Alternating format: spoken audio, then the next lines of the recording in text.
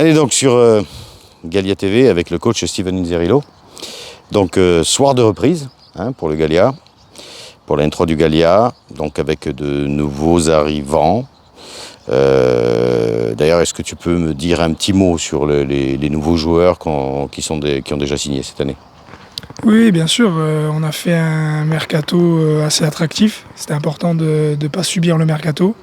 On a eu beaucoup de départs voulus et d'autres départs à la retraite ou des arrêts en fonction des projets de vie de chacun. Donc c'était important de renouveler un petit peu l'effectif. Sur 2 ans, là, cette année et l'année prochaine, on arrive sur un creux générationnel, là, ce qu'on disait par rapport aux anciens du groupe qui vont certainement arrêter ou qui vont faire encore une saison. Donc c'était important d'attaquer ce mercato le plus tôt possible. On a fait pour le moment 8 recrutements, 8 joueurs.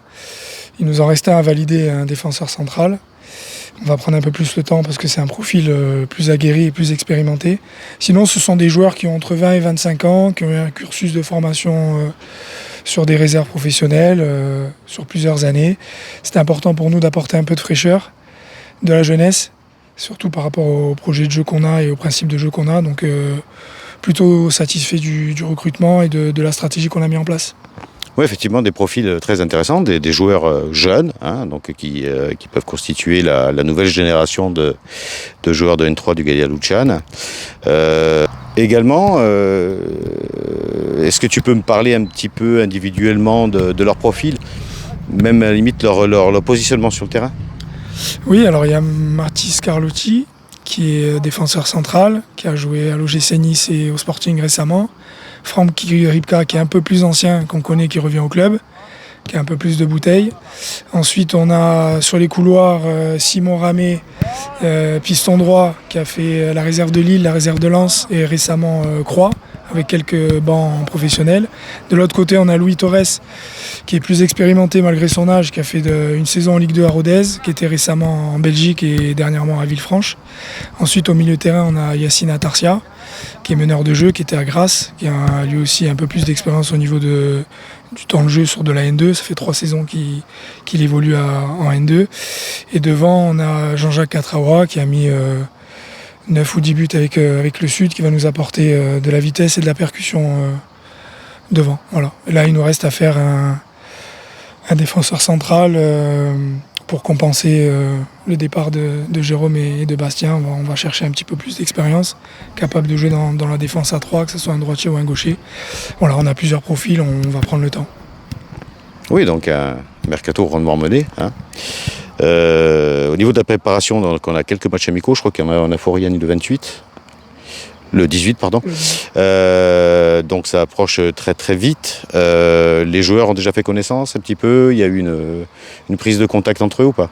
On sent que ça soit trop volontaire, mais il y a déjà des joueurs qui se connaissent, que ce soit Louis ou Yacine. Il y a Simon aussi qui connaît aussi peut-être le profil de défenseur central qu'on est en recherche. Jean-Jacques, on le connaît parce que ça fait plusieurs années qu'il évolue dans le secteur de la Poule et sur l'île. Et derrière, Franck Ripka, qu'on connaît tous aussi. Donc il y a juste le petit jeune Mathis qui va découvrir le groupe, mais on a un groupe bon vivant, qui se connaît bien depuis longtemps, et il n'y a aucun souci là-dessus pour l'intégration des nouveaux. Et on va faire ce qu'il faut au niveau de la cohésion. Avec des cadres, effectivement, qui vont faciliter l'intégration, ça, on ne se fait pas de souci à ce niveau-là, effectivement.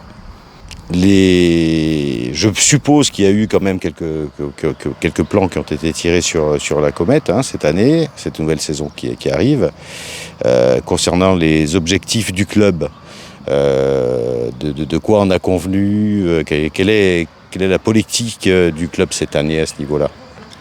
L'objectif principal, forcément, c'est le maintien. On est toujours dans le même règlement, c'est-à-dire 3 descentes sur une poule de 14 équipes, avec le plus mauvais 11e aussi, de toutes les poules confondues, qui descendra.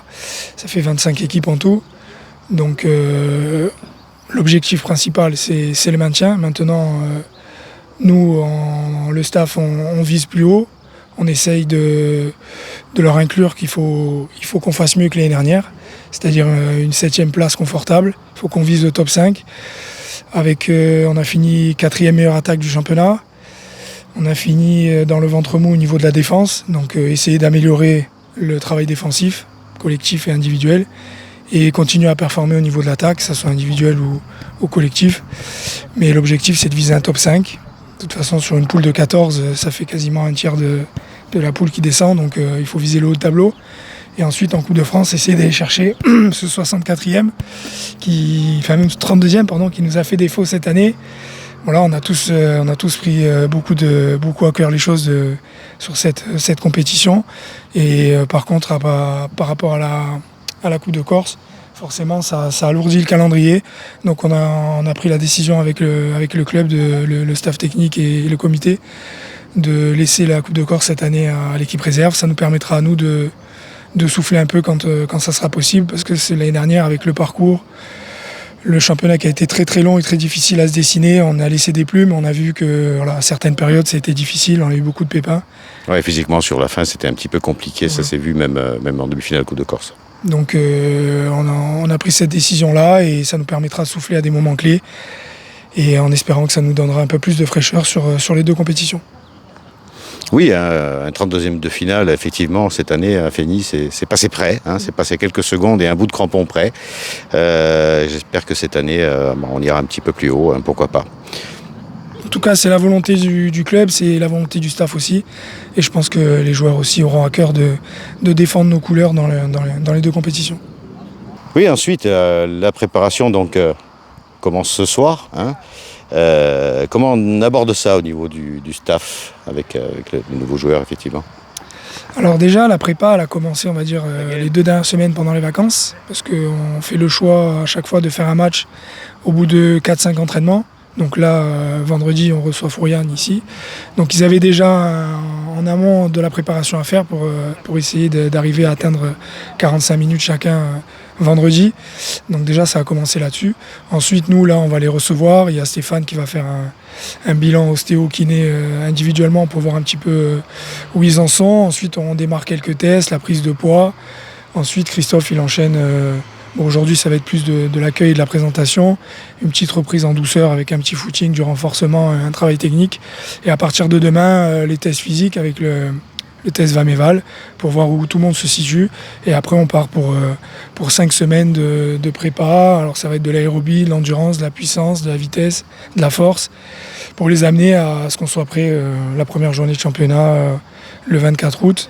On attend d'ailleurs le calendrier et la poule. Oui, ça devait se faire ces 2 jours, mais bon, pas de nouvelles pour l'instant. Voilà, là, aujourd'hui, il y a des clubs encore qui passent, dont la CA, Martigues, Marignane. Il y aura des incidences forcément sur les niveaux inférieurs, donc on sera attentif par rapport à ça.